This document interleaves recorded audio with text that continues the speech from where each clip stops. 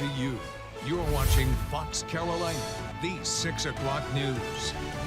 Family, friends, and supporters for an upstate woman currently in prison will soon learn if she'll be able to come home. A parole hearing for Tiffany Caroll is set for tomorrow morning.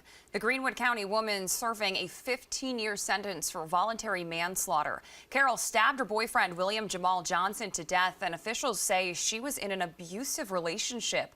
A clinical psychologist later diagnosing her with battered woman syndrome. Fox Carolina's Zach Prolutsky has been following this story for months now. He's live in studio with us with more on what we can expect come tomorrow. Well, Tori and Dana, earlier this year, an upstate lawmaker wanted Caroll to be pardoned, but officials with the Department of Probation, Parole, and Pardon Services says a pardon wouldn't apply in this case because Caroll is currently eligible for parole. The hearing to determine that will be tomorrow.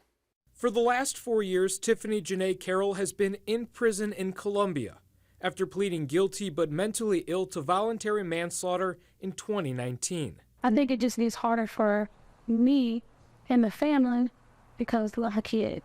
Caroll's family says the mom of 5 was in an abusive relationship.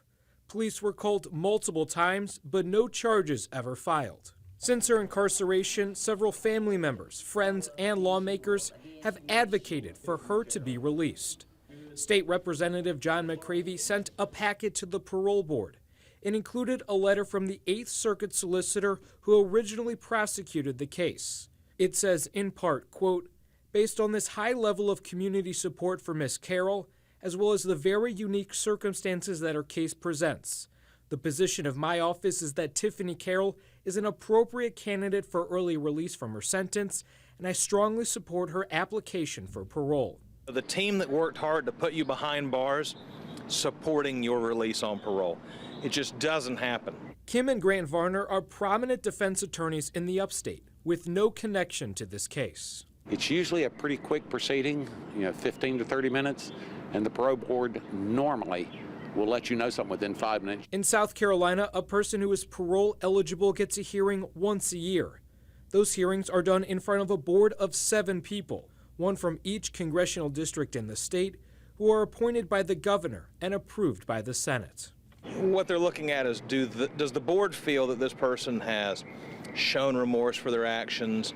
Are they a continuing threat to society? Have they taken, initiative while incarcerated to try to better themselves? A typical parole hearing consists of the offenders or their attorney and supporters speaking. The board members can ask questions. Then anyone opposed to parole can speak before the board begins deliberations.